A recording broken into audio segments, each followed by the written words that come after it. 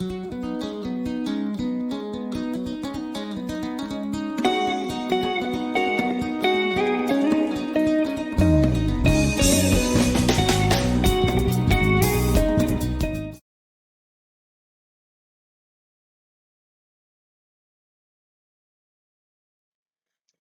activity in this revolution, French Revolution, was the women's march on Varrenes. That is on October. It was called the October Days, October 5 and October 6. So on October 5, 1789, a huge crowd of militant women, about 7,000, they were armed. They were armed with broomsticks, swords, spears, pistols, and muskets. They marched to the king's palace in Versailles. So some men and other citizens, they also joined the march. So National Guard under Lafayette, they joined the march in order to control the crowd from engaging in any ugly scenes. So the National Guard, they also joined the march in order to control the crowd so that it should be a peaceful demonstration.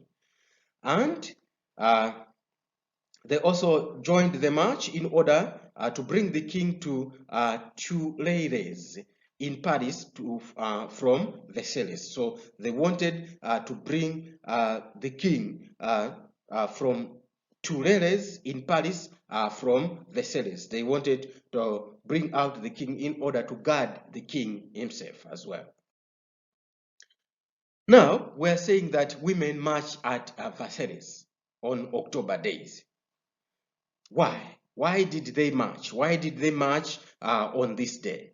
Number one, to demand that the price of bread and food be brought down, and also to demand that people who were unpatriotic towards the revolution be punished, and also to demand an end to royal attempts to block the National Assembly from meeting, and also to demand the king and his royal officials to move to Tuileries Palace in to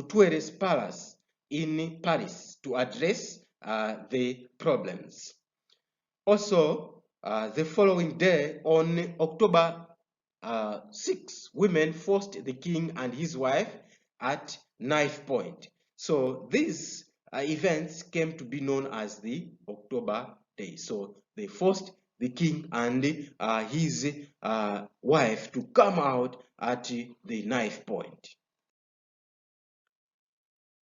Now, let us look at the church versus the assembly. The church versus the assembly. So the assembly tried to bring the Catholic Church under strict state control. So consequently, the civil constitution of the clergy was passed in July 1790, and the king was forced to sign it, and it demanded a number of issues.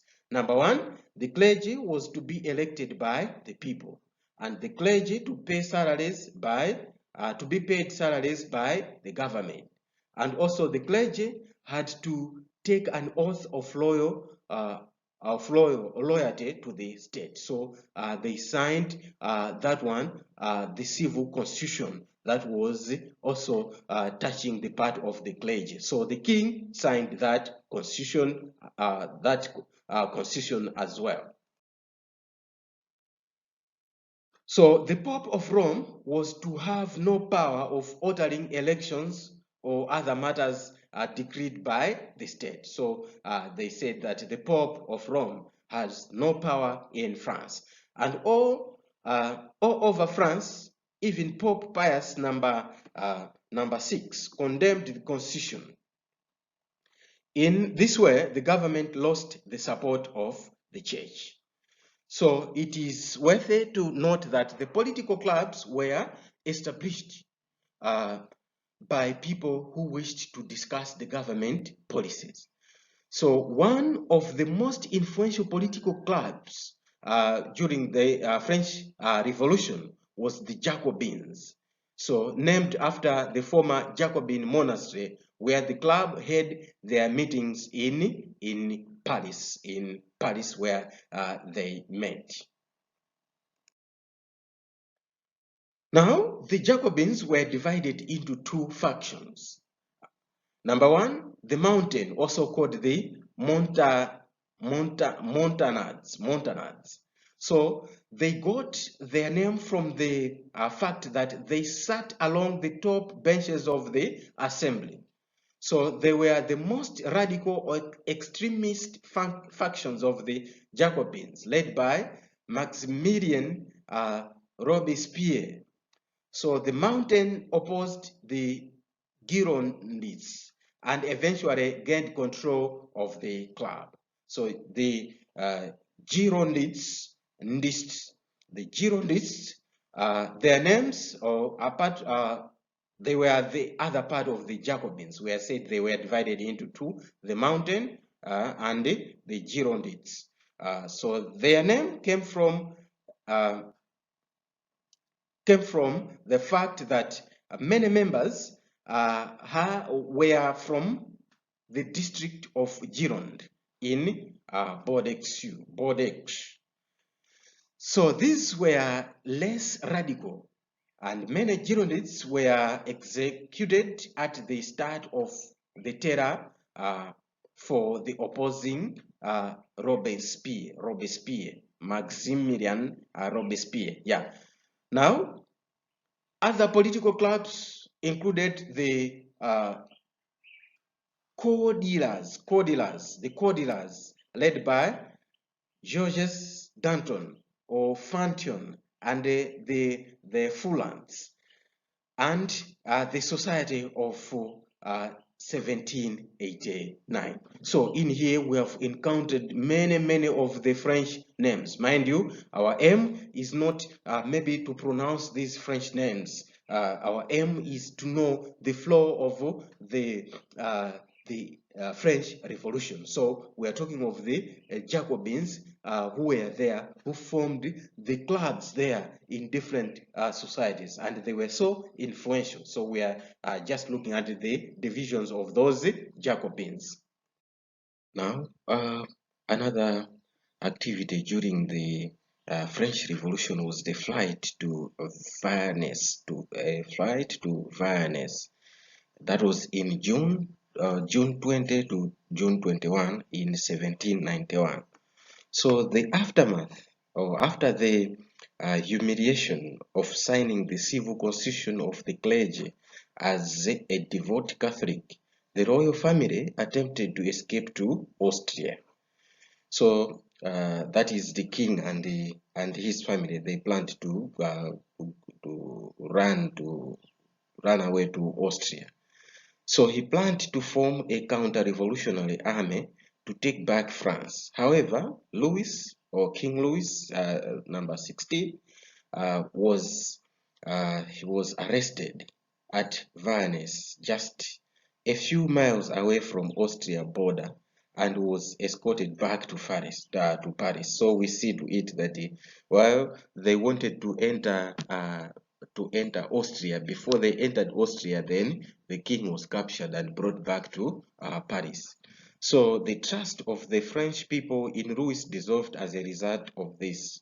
So the aftermath of the flight to Varrenes, there was widespread discontent with the monarchy, fueled by the indecision of the king in signing the 1790 constitution. So we see to it that the people now, they were not happy with the actions, or they lost their trust with the leader, that is King Louis.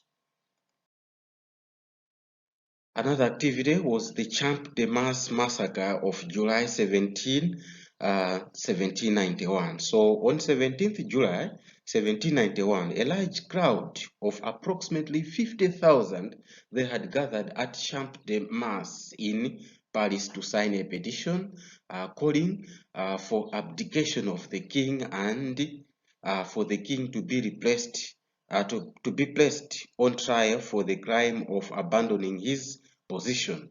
So things got out of hand when two suspicious people turned on.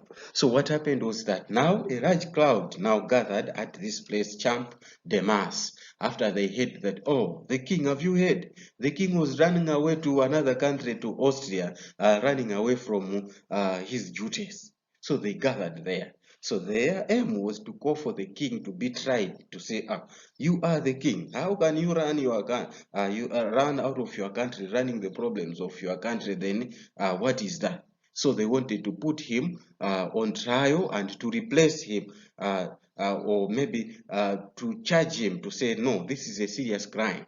So concerned with the safety and security of with the large numbers of the people, the mayor of Paris declared martial law and called National Guard led by Marquis Lafayette to disperse the crowd.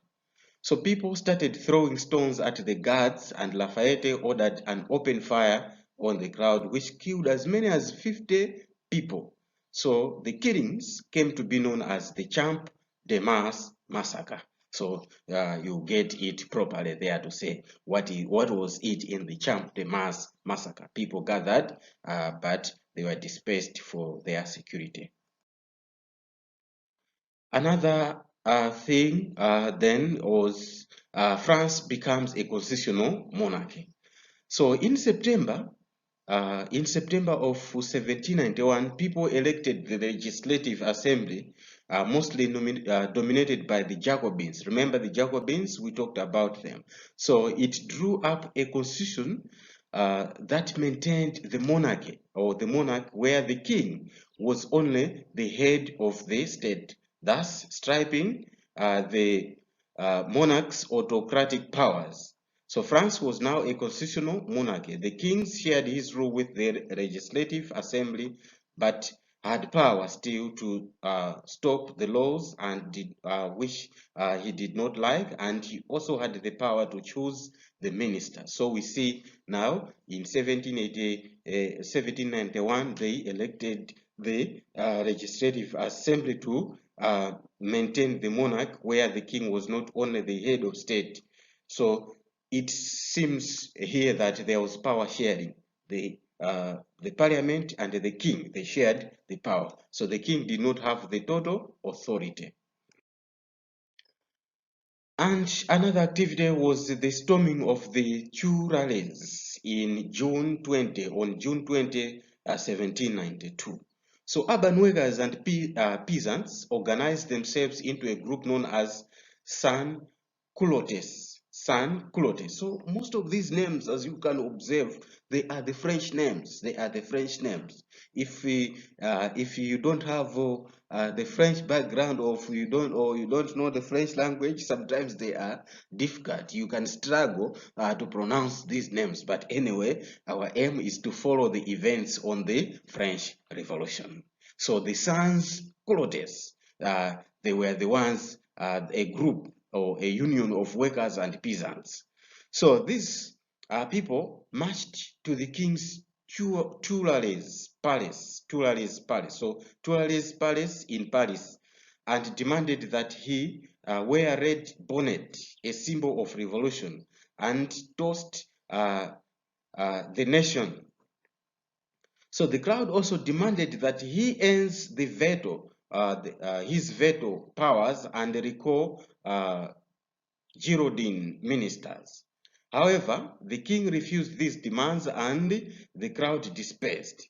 So the name sans-culottes literally meant without clothes, which were the knee breeches that the privileges were wearing, they wore. So we see to it that the workers, the bigger thing is the workers and the peasants, they organized themselves and marched again to the palace, where they demanded the king again to participate in the revolution. Overthrow of the monarchy, August 10, 1792. Paris Commune was moderate from its formation in July 1789, and turned radical from early August 1792. So we see the union in Paris, it was somehow not harsh, but after August 1792, they now started to be more harsh. So the insurrectional Paris Commune, led by George Danton, Camille Desmoulins, and Jacques. So we see this changed Paris Commune. It was led by different leaders now. So Herbert took possession of the Hotel de Ville. So that is took control of the commune. So next day on 10th August, the insurrectionary commune organized 20,000 people for the demonstrations against the king. So when this community again was reorganized, they now demonstrated against the king. So while the assembly was meeting to elect a national convention that would write a new constitution, angry mob attacked the Churales Palace on August 10, 1792. So as the crowd marched and they called for the overthrow of the king, the National Guards, they switched sides and joined the demonstrators, while the Swiss Guards remained loyal and fired at the crowd. So the crowd invaded the palace and murdered all guards and servants alike in their sides. So the National Assembly and the king, fearing for their lives, reorganized the commune and agreed to set up a new parliament elected by the universal male suffrage, that is, all male adults given the right to vote. So they agreed that the king handed to the people. So with that, the people now, they demanded the overthrow of the king himself. The September Massacre, 2 to 6 September 1792. So with the imminent invasion of Austria-Prussian forces, there were fears that the prisoners, most of whom were sympathizers of the king, would be freed and will join the attacking forces against the revolutionary forces. So Jean-Paul Marat, a leader of radical revolutionaries, organized mass killings of prisoners to prevent counter-revolutionary. So therefore, from 2nd September, bands of assassins went from prison to prison and quickly condemned around 1,200 prisoners to death. So we see to it that Switzerland or Austria and Prussia, that is Germany, they organized the forces to assist the revolutionary in the revolution in France, to assist the king. But then with their approach, therefore, it meant that because many of the soldiers who were put in prison, they were for the king. Therefore, it was bad to say, if those soldiers from Germany and Austria come and assist the king, then they will release the prisoners, those soldiers, and they would fight against the revolution. So these revolutionaries, they organized the killing of soldiers now, those who were in prison. So that is September Massacre.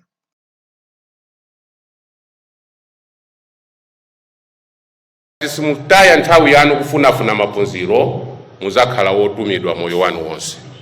Ngati simuphunzira anthu azingokutumani ajala kalime ajala kuchwe manyazi ajala katende yanti ndipo anthu ophunzira wandi wotumanso kwambiri.